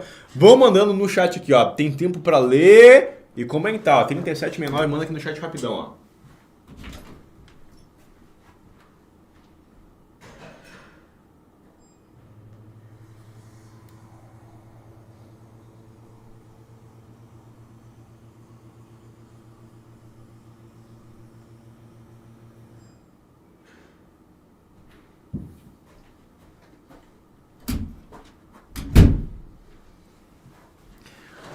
Viu só? Falei que era sair do outro lado da prova, tá? Sair do outro lado da porta. Bam, 3769. Então vamos lá, ó. Estão isentos do imposto de renda os ganhos líquidos oferidos por pessoa física. Lembra que a pessoa jurídica tem tributação de acordo com o regime tributário da empresa. Em operações no mercado à vista de ações, negociadas em bolsa de valores, cujo o valor das alienações desses valores imobiliários, exceto day trade, seja igual ou inferior a 20 mil reais, tá? Alienações. Se eu comprar um negócio por 10 reais e vender por 19.999,99, eu estou isento. Se eu comprar um negócio por 19.999,99 e vender esse negócio a 20 mil reais, eu vou pagar imposto de renda, tá? Então é o valor da alienação. Cuidado que isso aqui é um baita pega-ratão. Essa questão aqui tá fácil, mas é um baita pega-ratão que vai te pegar na prova. Vamos para a questão 35. Um fundo de renda fixa simples é aquele que concentra o seu patrimônio líquido em no mínimo. Inclusive eu estava regravando esta aula hoje, né? A gente vai ter mudanças aí para 2024. Então, galera, pelo amor de Deus, tá? É de coração que eu falo para vocês, tá? Presta atenção na live, participa, se engaja. Marca a tua prova e faz a tua prova antes de 2024. No dia 2 de janeiro de 2024, a prova vai mudar.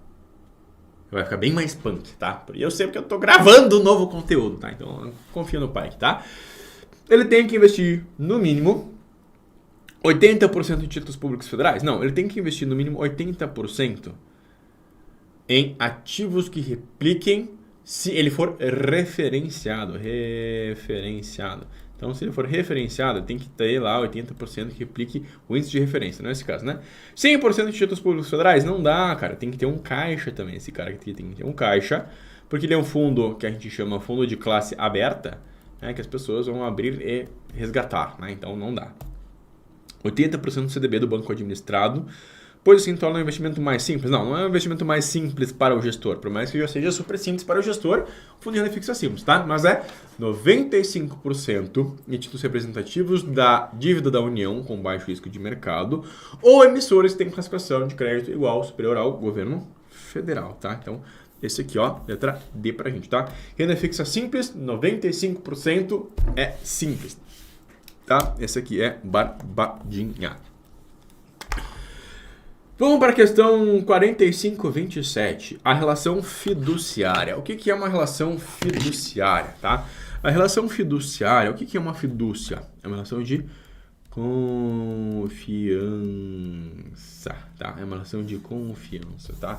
Então, a relação de fidúcia, né? Quando você tá aqui assistindo essa live, a gente tem uma relação de fidúcia, porque você está confiando que o Kleber é um professor capacitado, obviamente com quase 20 anos de história aqui de mercado de certificações financeiras. É um professor que está atualizado com os temas, sim, porque eu estou gravando a lei 175 lá da CVM, a resolução 175 da CVM, que vai mudar tudo sobre fundos de investimento. Estou ligado no mercado, né? Então, uma relação de fidúcia. Você está confiando que o Kleber está te passando o conteúdo correto, aderente à prova, ser aprovado de primeira. Então, é isso aqui, né? Então, quando a gente está colocando o nosso dinheiro em um fundo de investimento, também tem uma relação de fidúcia, que é entre eu, cotista, uma relação de confiança entre o investidor e o time de administração e gestão, né? Então, entre o gestor e o administrador. Eu confio que ele vai fazer os melhores esforços para cuidar do meu dinheiro. Então, quando que vai rolar isso aqui? Cotistas de fundo de investimentos e instituições responsáveis pela administração e gestão dos fundos. Beleza, foi o que eu expliquei, né? Instituição responsável pela administração e Ambima. Ambima não tem nada a ver aqui com o pastel, né? Instituição responsável pela administração e gestão de fundos. E a distribuição de fundos? Não, né? A distribuição de fundos não tem nada a ver. A distribuição de fundos está lá para vender o negócio. É que cotista e Ambima também não tem nada a ver, né? Não estou colocando meu dinheiro lá no fundo da grão e confiando que a Ambima vai me proteger, que a Ambima está preocupada comigo. Não, a Ambima não está preocupada comigo, né? Eu, particularmente, o Kleber, né? A Ambima não está nem um pouco preocupada comigo. Ela quer mais me ferrar, na verdade, né? Vamos para a próxima, questão número 37. 37, tá?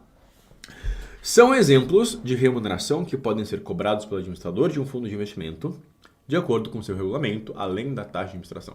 Olha que louco, essa questão aqui tem 56% de erros, porque a galera não estuda, tá? Porque pode ser cobrado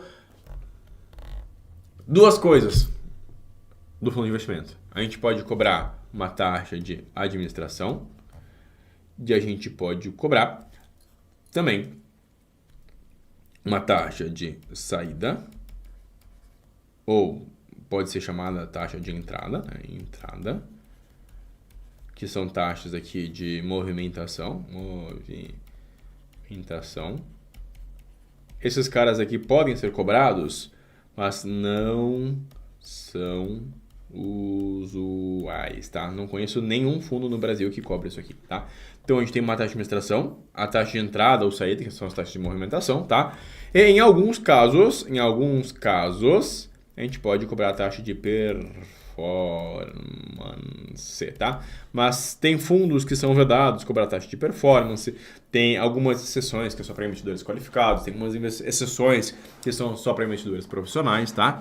Então, taxa de entrada pode ser cobrado, né?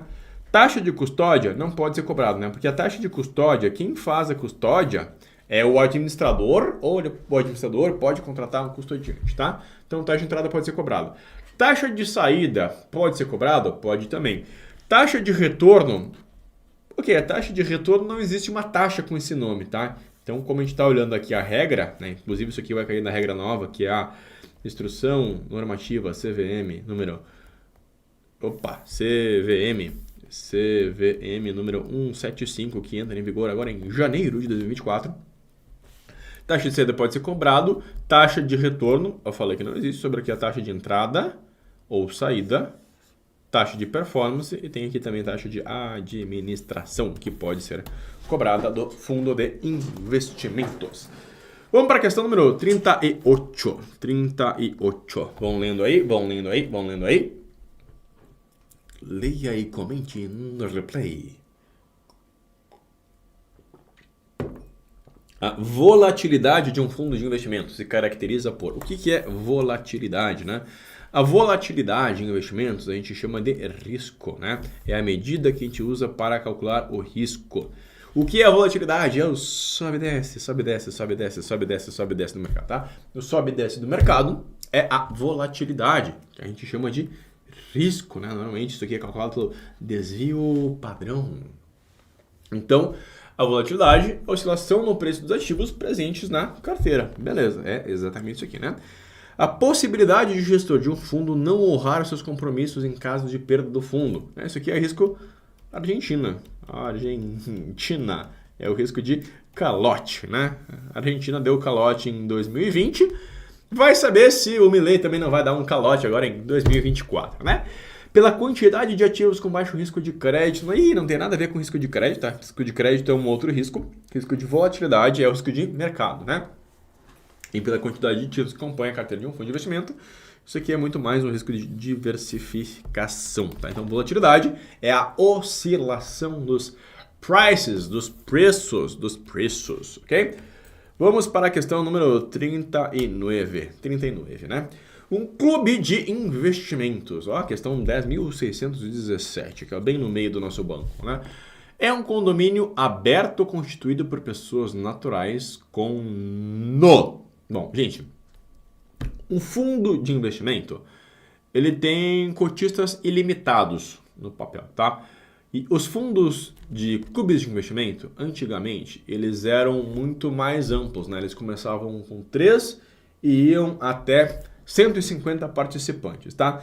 O que acontece? Com 150 participantes, você tinha quase que a estrutura de um fundo de investimento sem pagar as taxas de um fundo de investimento, sem as regulamentações corretas da CVM sobre o fundo de investimento, tá? Então, a gente passou de um máximo de 150 participantes para ter um máximo de 50 participantes de um fundo de investimento, tá? Então, a gente tem no mínimo 3 e no máximo 50 participantes, tá? E um fundo de ações ou um clube de investimento, né? Um clube de investimento, ele é um mini FIA, é um mini fundo de investimento em ações, tá? Um clube vai ter que ter no mínimo 67% da sua carteira do clube investido em ações, tá? É um mini fundo de investimento em ações, um clube de investimentos. Chegamos para a pergunta número 40, né? Para atender às normas de conduta, conhecido como Chinese Wall, uma instituição financeira deve. Para atender às normas de conduta conhecidas como Chinese Wall, uma instituição financeira deve, tá? Lembra que o Chinese Wall é a muralha da China, né? É justamente para o cara do setor A não conversar com o setor B, né? Imagina que a gente tem a casa de análise e a gente tem a casa de gestão, né? O cara da casa de gestão tá mandando muito bem, o cara da casa de análise tá fazendo sua cagada. Ele vai lá falar com o gestor: ô gestor, me conta alguma coisa que você tá comprando aqui, eu vou mandar que isso aqui é o ativo do momento, né? Então tem um conflito de interesses aqui. Então esses caras não podem se conversar. Inclusive, para vocês terem uma ideia de como isso aqui é sério, do Chinese Wall, lá no Grupo Primo, por exemplo, a gente tem áreas que sofrem o Chinese Wall, né? Então a gente tem, por exemplo, a Speech, que é a nossa casa de análises, e a gente tem a Portfel, que é a nossa consultoria de investimentos. Então, repara que pode haver um conflito de interesses. Então, a galera da Portfel não pode conversar com a galera da Speech, né? Eles têm ambientes fisicamente separados, eles não podem se conversar, tem várias regras que a gente tem que seguir para evitar conflito de interesse. Então, a gente tem atividades segregadas, né? Então, segregar as atividades de administração de recursos próprios e administração de recursos de terceiros, né? A gente tem que segregar esses caras, eles não podem se conversar, justamente para evitar aqui que haja um conflito de interesses. Vamos para a questão número 41, né? Questão 4068, né? Eu tô indo muito rápido, ela não consegue responder aqui, né? Então, 4068 aí para vocês conseguirem ler a question. Suponha que o mercado encontra numa situação de total iliquidez, ou seja, a gente não consegue comprar e nem vender nada. De modo que o gestor do fundo não consegue vender ativos para pagar solicitações de resgate. Quando a gente se encontra nessa situação de total iliquidez, tem lá na regra, na instrução normativa CVM número 175, que agora regula os fundos de investimento, que vai dizer que a gente tem que fechar o fundo, né? A gente tem que fechar o fundo para não ter novos resgates e a gente vai cancelar e suspender os resgates em tramitação, tá? Ou seja, eu não consigo vender as paradas. O que eu vou fazer? Ó, para tudo, ninguém mais resgata dinheiro nenhum. Daí a gente vai parar o fundo aqui e convocar uma Assembleia Geral extraordinária para decidir o que a gente vai fazer. Ah, a gente vai cindir o fundo, a gente vai resgatar, sei lá, o cotista vai receber ações, o cotista vai receber um imóvel, né? Então, esse tipo de coisa, tá? Então, a gente vai declarar o fechamento do fundo para a realização de resgate, sendo obrigatória de uma convocação de uma Assembleia Geral extraordinária, tá? Isso que a gente vai fazer quando o fundo fica num ambiente de iliquidez. Questão número 42, tá? Ó, essa aqui é a questão que eu falei lá no comecinho da live, tá? Então, de acordo com a instrução normativa 555, lembrando que a partir de janeiro, essa aqui passa a ser a instrução normativa 175, não é permitido aos fundos de classe de renda fixa simples, tá? Então, por mais que aqui na live esteja 555 e vai mudar para 175, este conteúdo aqui permanece exatamente igual na 175, tá? Então, não se preocupa. E nesse tipo de questão aqui, é aquele hackerzinho que eu falei para vocês, ó, presta atenção. A gente vai ler o enunciado, a gente vai ignorar as alternativas e vai ver o que está pedindo a questão. Ó. Está correto o que se afirma em... Poxa, eu entendi que a gente está falando da 175. Em relação aos fundos de renda fixa, o que está correto? Ele pode alocar em ativos no exterior? Não, cara. Esse cara aqui, de renda fixa simples, ele pode ou não pode alocar no ativo do exterior? Vamos deixar aqui, né? Utilizar uma cota de abertura. Esse cara aqui pode usar cota de abertura? Concentração acima de 50% em créditos privados. Ó, esse aqui a gente sabe de cara que não tá, né? Então, A3 a gente pode riscar aqui e pode riscar aqui, né? Dispensar a assinatura do termo de adesão, ele pode, né? Então, ele pode dispensar a assinatura do termo de adesão aqui. Ele pode utilizar a cota de abertura também, né? Então, aqui é 2 e 4. Colocar em ativos no exterior, então ele não pode, né? Porque ele é simples, né? Lembra esse cara aqui, ó, ele vai colocar 95% em títulos públicos federais ou emissor seguro, vamos chamar assim, né? Ou emissor seguro, né? Então, esse cara aqui, ó, tá a letra B de bolinha. Opa! O gabarito tá errado aqui, ó. A resposta aqui, ó, letra B de bolinha. B de bolinha. Fundo de renda fixa simples, tá? Questão 43, questão número 7908. A alíquota de come-cotas de um fundo de investimento em ações é... O que é o come-cotas? O come-cotas é um imposto adiantado.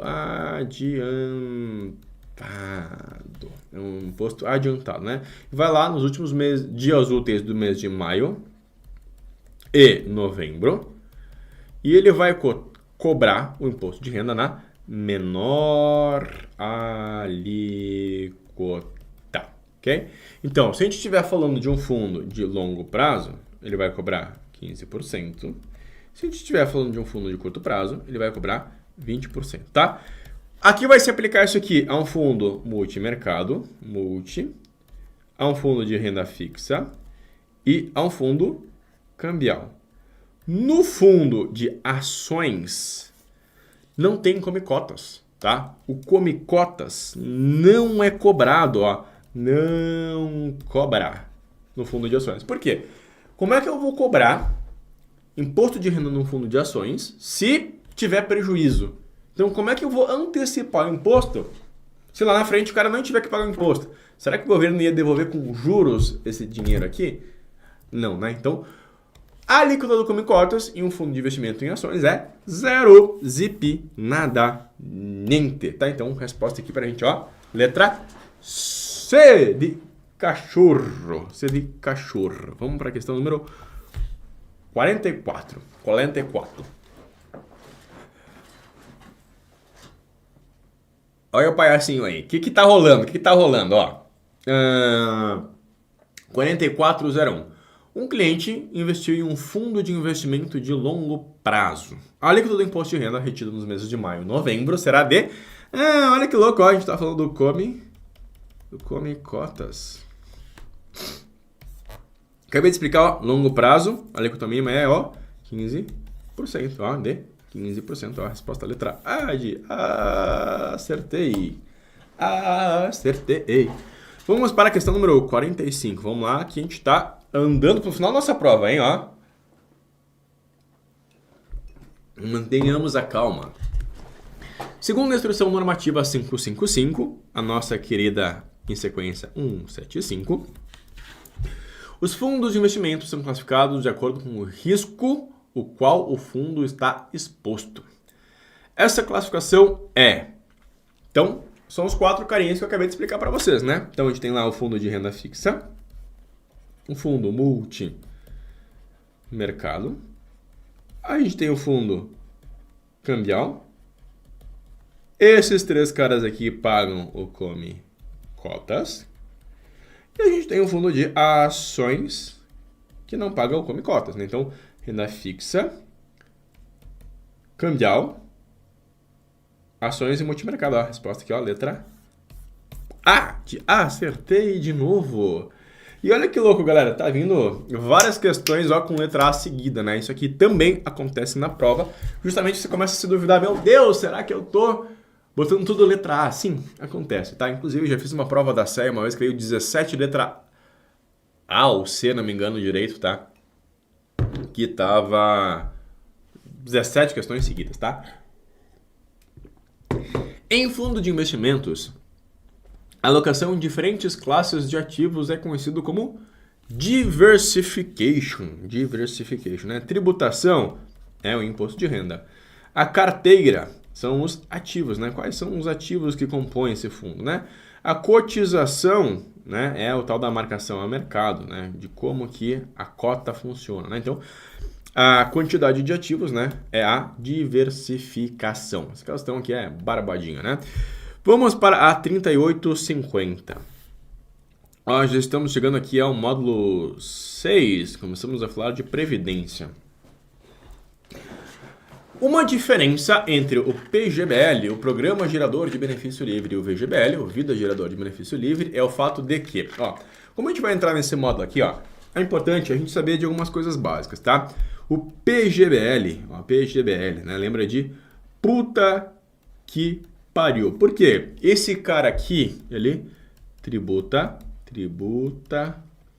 tudo. Ou seja, se eu botei lá 10 mil reais e agora eu tenho 10.500 reais, o PGBL,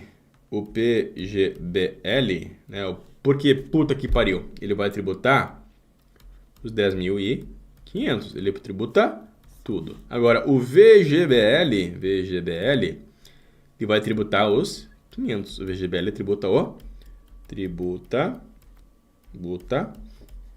rendimento, ok? Só que aqui a gente tem um outro detalhe. O PGBL, por que ele é puta que pariu? Porque ele tributa tudo, mas ele pode ser muito ruim ou muito bom, porque ele tem um negócio que a gente chama de diferimento fiscal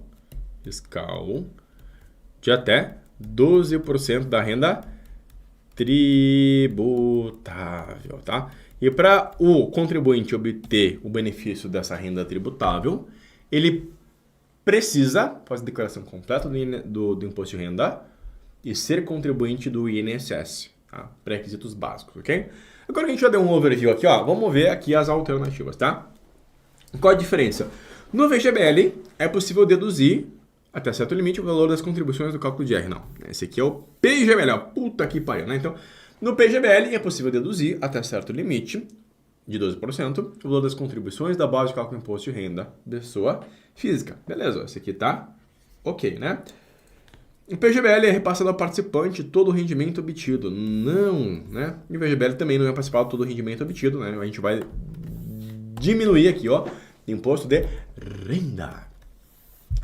48. Um cliente contratou um plano de previdência complementar do tipo PGBL, ó, puta que pariu, vamos prestar atenção. Indicando sua esposa como beneficiária. Passados 20 anos, com montante acumulado de R$500 mil, ele resolveu transformar o seu plano em renda e contratou a renda mensal temporária por 10 anos. Após 3 anos da contratação, ele veio a falecer. Nesse caso, acontece um negócio trágico. Por isso que a gente tem 70% de erros. Olha só, gente. Quando a gente está investindo, né? Então, durante esses 20 anos que a gente está investindo, a gente chama isso aqui período de diferimento, né? Quando ele transformou em renda mensal, a gente chama isso aqui de benefício. A gente chama isso aqui de período de benefício, tá? A gente chama isso aqui de período de benefício, tá? No período do benefício é um contrato. Ele pode ter uma renda mensal vitalícia, ele pode ter uma renda mensal vitalícia por prazo mínimo determinado, ele pode ter uma renda mensal temporária, ou ele pode ter uma renda mensal temporária com prazo mínimo determinado. Na questão aqui não fala de prazo mínimo determinado. Não fala se esse prazo mínimo é conversível ao cônjuge, aos filhos. Então, se o cara contratou uma renda mensal temporária de 10 anos e morreu, sei lá, 3 anos ou 3 dias depois, acabou. A renda mensal era temporária, né? Então, se essa aqui era a aposentadoria do João de 10 anos, se o João morreu, acabou, tá? Então, a esposa vai receber niente, zip, nada, né? Então, a renda mensal cessará, não sendo devido nenhum outro valor ao beneficiário, né? Então, esse aqui é um negócio de seguro. Porque aqui ele vai ter uma renda maior. Se fosse conversível, reversível ao cônjuge, ao familiar, ao herdeiro, a renda desse cara aqui ia ser menor, né? Então é um cálculo que a gente tem que escolher com muita parcimônia, muita calma, porque vai impactar bastante, tá? 3387. Um cliente, contador, 50 anos de idade, assalariado, falta declaração completa do ajuste anual. Assalariado, declaração completa, se aposentar no máximo de 12 anos. E ele quer preparar financeiramente para esse momento. Ele decide alocar 24% dos seus rendimentos brutos para esse fim. O que é a questão C? A questão aqui, né? A questão é, o PGBL tem um limite de 12% do benefício, tá? Benefício, né? Deu para entender aqui, né? Né? Mas é para você entender, não é para você copiar, né? 12%. Se o cara quer contribuir 24%, qualquer coisa lógica a se fazer. Ele vai colocar 12% num PGBL e vai colocar os outros 12% aqui num VGBL, tá? Ele vai dividir, tá? Então, ele vai colocar 50% dos recursos em um PGBL, tabela regressiva, tá? Aqui a gente tem outra coisa, tá? Quando a gente tá com mais de 10 anos, é muito bom a gente usar a tabela regressiva. Lembrando que a tabela regressiva, ela começa em 35%, vai caindo 35, 30, 25, 20, 15 e 10, né? Então, até 2 anos, de 2 a 4, 4 a 6, 6 a 8, 8 a 10 e mais de 10 anos, tá? Então, pagar 10% de imposto de renda aqui é muito vantajoso, tá? A melhor coisa que a gente pode fazer no investimento, tá? Não tem nenhum outro investimento que a gente pague somente 10% de imposto de renda, tá? Então, um PGBL com tabela regressiva e o restante PGBL também com tabela regressiva, ó. É esse aqui que funciona pra gente, tá? Então, resposta correta aqui, ó. Letra A de acertei, mais uma. Vamos para a questão 50, ó. Faltam só 10, galerinha, ó. Faltam só 10, ó. A Frávia, deseja realizar a portabilidade do seu plano atual de VGBL para um PGBL. Não pode! Né? Quando a gente vai fazer a portabilidade do nosso telefone, eu vou fazer uma portabilidade de celular para celular e vou fazer uma portabilidade de fixo para Fixo. Tem como colocar meu número antigo da minha casa no meu celular? Não tem. Fixo é fixo, celular é celular. VGBL é VGBL, PGBL é PGBL, tá? Pois recebeu informação que teria a possibilidade de diferimento fiscal da sua renda tributária até o limite legal, mas não está usufruindo deste benefício. Você, como consultor financeiro, vai informar que não pode. Então, é possível após anos de carência, a portabilidade não é necessária. Também não, portabilidade não é necessária, portabilidade não é permitida. Não é permitida, né? De VGBL para VGBL, de PGBL para PGBL, tá? Não pode. Questão 51, né? O prazo de carência deve ser respeitado para nova movimentação no fundo de previdência após realizar uma portabilidade, tá? Esse prazo aqui é de 60 dias, tá? Inclusive, eu falo bastante isso dentro do curso, tá? É meio decoreba? É, mas o legal é você entender que é uma estratégia, né? Quando você faz um plano de previdência, qual que é a melhor estratégia no longo prazo, né? Quando você vai estar no período de diferimento, você ainda pode escolher. Quando você vai passar num período de benefício, é o grande problema. Porque quando a seguradora vai calcular o benefício, ela vai levar em consideração a tabela atuarial, né? A tábua atuarial de quanto tempo você é a expectativa de vida, vai levar em consideração a perspectiva de juros futuros, vai levar, cara, um monte de coisa, porque a seguradora não pode quebrar. Qual que é a melhor estratégia? Você sacar somente os juros. Em 99,9% dos casos, você sacar só os juros vai render mais. Vai render mais sacar só os juros do que você transformar isso aqui em qualquer tipo de benefício. Qual que é o problema? Você não pode sacar só os juros todos os meses. Porque a movimentação tem uma carência de 60 dias. O que você faz? A cada 60 dias, você vai lá e saca somente os juros. Basicamente, a gente vai pegar... Opa, fiz cagada, derramei água em tudo aqui. Derramei água em tudo aqui, né? Basicamente, você vai pegar a regrinha, né? Tá lá aqui a regrinha, vai botar embaixo do braço e vai seguir o jogo desta forma, tá? Então, é assim que você faz com a previdência. Vamos para a 52, tá? Quanto maior a volatilidade de um investimento. A gente falou de volatilidade lá atrás no módulo de fundo de investimento, né? A volatilidade é o risco. Então, quanto maior o risco, né? Maior será a rentabilidade esperada? Ok, né? Quanto maior o risco, maior tende a ser a rentabilidade. Menor risco esperado? Não. Volatilidade mais risco, mais volatilidade mais risco. Nada se pode concluir, posso concluir sim.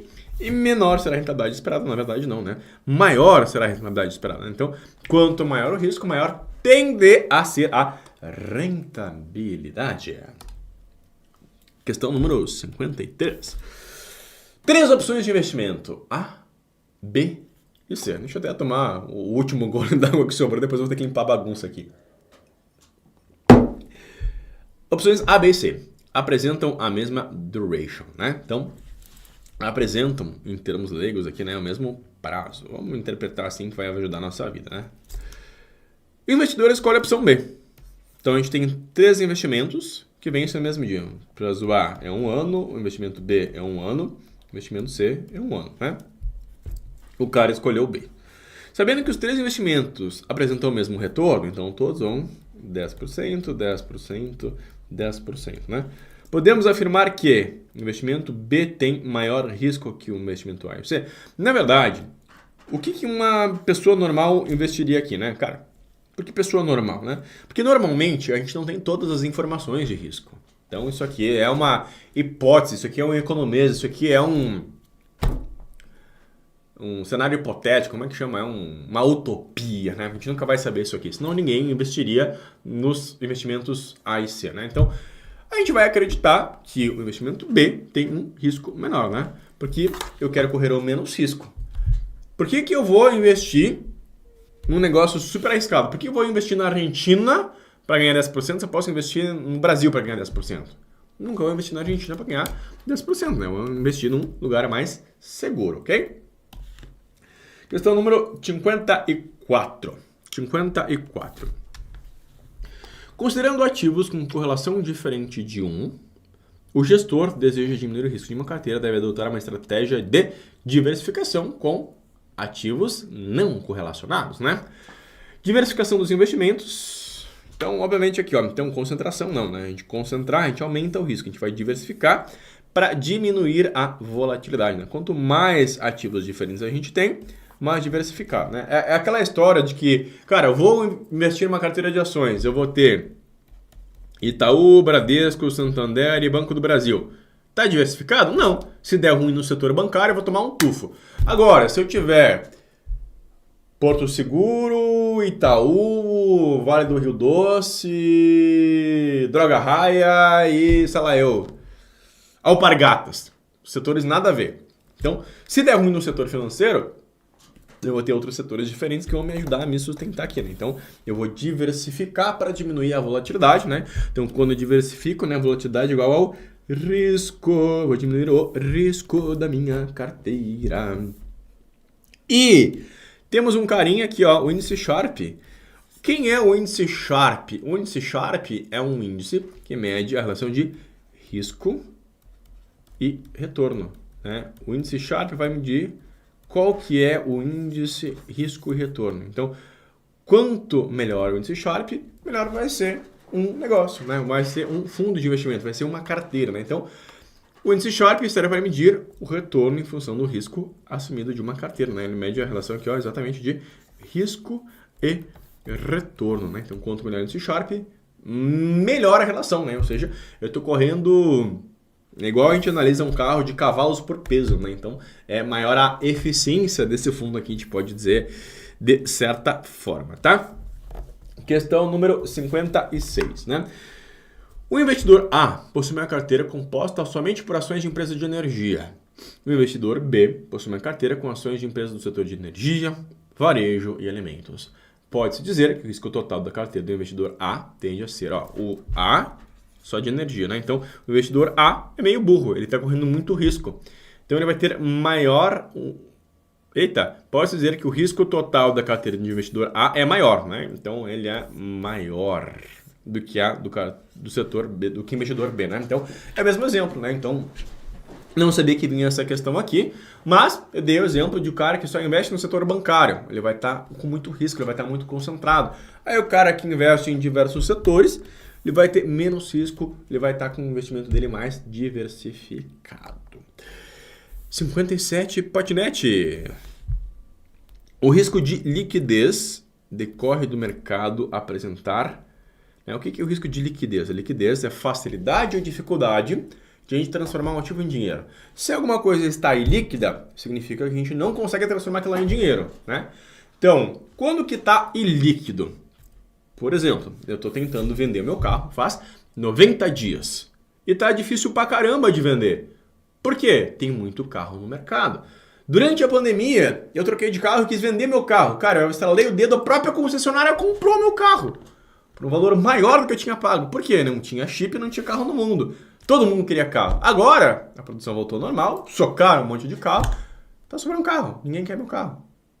Ou seja, tem muito vendedor e ninguém quer comprar.